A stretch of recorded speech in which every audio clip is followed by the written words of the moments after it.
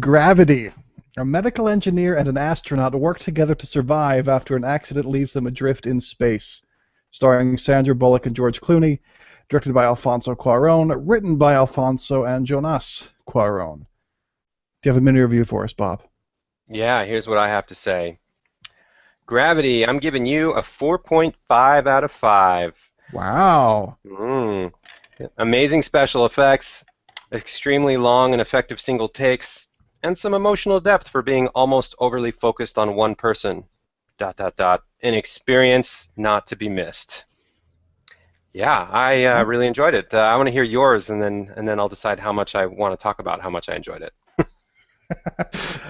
Truly impressive. Visually stunning, Bullock succeeds in a demanding role, and some welcome twists on the thriller genre.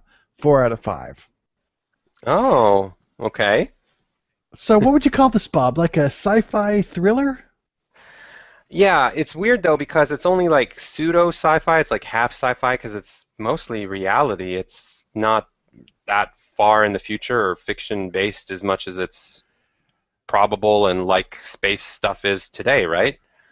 Yeah, yeah, I guess so. I mean, the premise that starts the disaster, that seems a little unlikely to happen quite today, but on the other hand, I'm not sure. I'm not an expert on those things. But the thing is, and the reason I sort of hedge my description there is because it's a thriller. Thrillers are in a way hard to review because every twist and turn is important to the viewing experience, and as a reviewer, you don't want to give anything away, especially when it's a thriller. Some movies, especially indie ones, you could say the whole plot, but you don't say anything about the movie. Here, the plot's extremely important. Right, and it's a pretty basic thriller. Like it's pretty straightforward. It's a tale of survival in the middle of a disaster. You see any of the previews, it's somebody who's stuck in space, and that's the basis of the whole movie. And in fact, some of the plot points to get us to the beginning distress scene, it starts pretty quickly after a long drawn out shot, which is really gorgeous. Um, Yeah. you just mentioned it as like, oh, would that really happen in real life? And I think the point is like, does it matter? Because the movie almost glosses over anything that isn't a survival tale. It's just like a means to an end of telling the rest of the story, and almost to a fault. It's like so little is happening while everything is happening. If that makes any sense. Yeah. Yeah, fair enough. So, yeah, I mean, it is a thriller, but even if we can't talk about the plot, luckily there's a lot we can talk about with this particular movie. I mean, for one thing, we just got to get this out of the way. It's very beautiful. Now, I watched in 3D, Bob. Now, we haven't really Oh, talked about this. I don't usually like 3D much. I don't know about you. I normally just don't get what it adds. It feels sort of like a gimmick. But everyone on Twitter said 3D was important, and honestly, there are way more 3D showings than non 3D showings in my local theater, so I just went with 3D. What about you?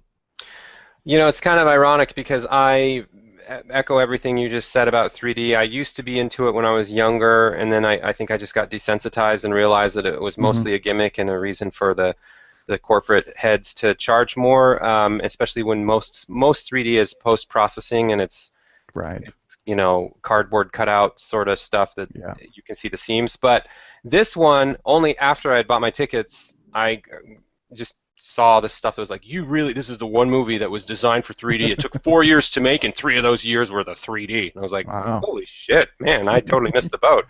So, oh well. Yeah, I mean, I guess it was cool. I guess I was the only one of the two of us who saw it in 3D. But what I really want to say is it wasn't distracting, which is about my only criteria for 3D. So It's a pretty low that's a bar. plus. But a few things clear that bar. So I guess it was cool. I always wish I could compare the 3D and the non 3D on the occasion when I see 3D because it's hard to know how it affects things. But I'm sure Yeah, it was gorgeous even without 3D. right. It was, and I was curious the other direction. I was during some of the scenes or afterwards, I was thinking like, oh, I wonder what that would have been like in 3D. But ultimately, in 2D on a big screen, it looked great. So just see it in a good theater, and I think you're good. Yeah. But yeah, you've mentioned like some of the single shots that are just unbelievable, and they're like in space. It seems like they're taken by an astronaut on a jetpack or something like that, weaving all the way around. It's really cool. They also have camera shots. Oh yeah, space objects blowing up. It looks cool. Shots of Earth are really spectacular. It's hard to fully explain, but this movie really could be worth it just for the visuals. Yeah, I agree. I mean, some of this camera work, normally you see stuff like you'd see in Iron Man where you see him talking to himself in his suit and the camera's right here, and then you see it zoomed out far away and there's the little guy flying around. I mean, an Iron Man special effects are good, but a lot of what Gravity does is like camera spinning around, zooming in and zooming out in a very fluid fashion, as if like just to make the point that this is as real as it is possible, for being a movie, and it makes you wonder, like, how did they do all this stuff? It's Yeah, amazing. yeah, Loved it. yeah. Really, really cool and gorgeous. The other thing that I noticed is it's a very small cast. Do we see anyone's face other than Sandra Bullock and George Clooney? No, right? Almost no. There's one other person I think, but not important, and you only see part of his face, and you Oh, see him in a picture. okay. In the picture, that's fair And enough. at the very beginning, he's doing a little dance. Anyway, you're right. I shouldn't belabor the point. There's really only two cast members that aren't from a zoomed out point of view, which Yeah, but with and a threshold of 10 seconds of screen time, then it's definitely only two, right? right, exactly.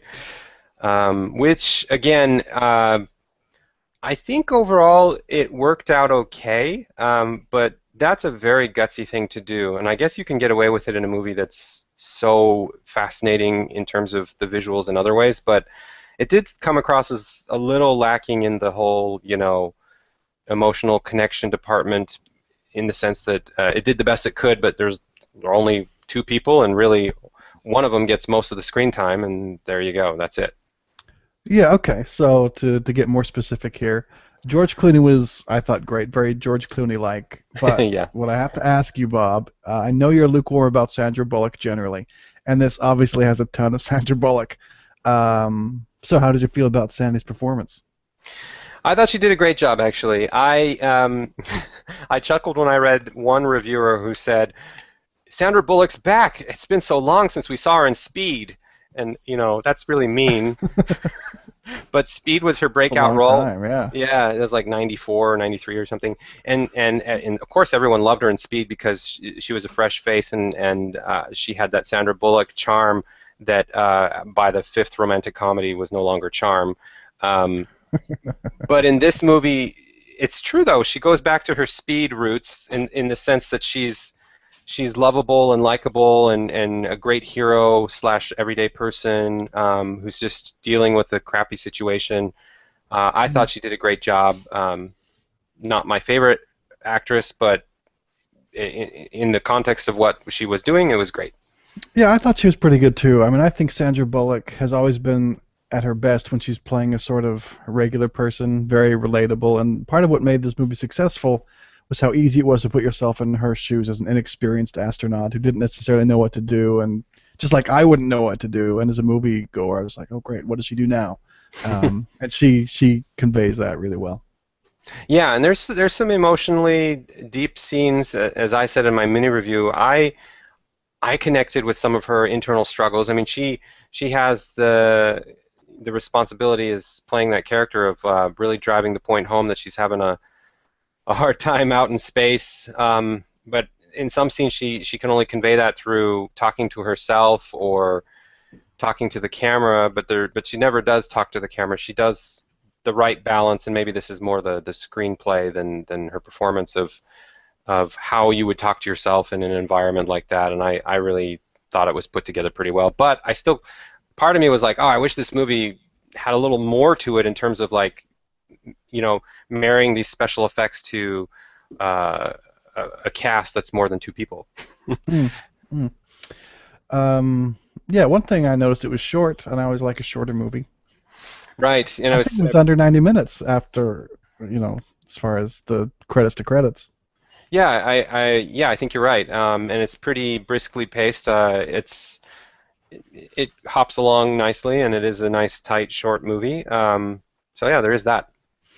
So what about the plot to the extent we can talk about it? I mean, I liked it fine. I think the broad strokes aren't necessarily all that unexpected. I mean, I feel like, well, in a thriller, well, I'm backing away from this, but I was going to say you can almost just tell whether or not people make it or not. You can almost guess that just because it's a movie, but I suppose I won't actually say anything. If there's one little piece of the story that did stand out to me, and I'll try not to give anything away again, but I did like see I did like seeing her struggle with her motivation for trying to keep going. I don't know if this is what you were sort of referring to before, but it gets a little bit dark, I guess. But in some ways, it would be so much easier to just stop trying if you're in that situation. No one would think any less of you for not making it through something that dramatic. It's almost like an excuse to go out as a hero without having to actually try to be a hero. Um, Maybe I'm getting some of my own thought process in there, but it's not something I would have expected to see in a movie like this. No, I agree. I think that was one of the best performances that she gave in the movie is that um, dark scene where she has to struggle with her inner demons of whether or not, escaping from the pending disaster is worth it or just giving in. And I mean, it's not a spoiler to say that there's something that happens that makes it so that people want to get home to Earth quickly. And it's complicated because they're in space and something affected their environment. So, and it's in that circumstance, the odds are against them. It's like there's little chance of survival, and it's watching them deal with that. And by the way, I liked George Clooney's character always being super positive and like, I mean, he just reminded me of George Clooney, which isn't a bad thing because I think I'd love to hang out Right. with the dude in real life. But But that makes him a good astronaut later. yeah, it really does. Like, death is on the horizon. They have like a 10% chance of survival, and he's like, "Yeah, so tell me about that time when," and he's just kind of joking around. But he rides that line very well of taking the situation seriously, but also making the best of what they're up against. So I really appreciated that. Yeah, yeah.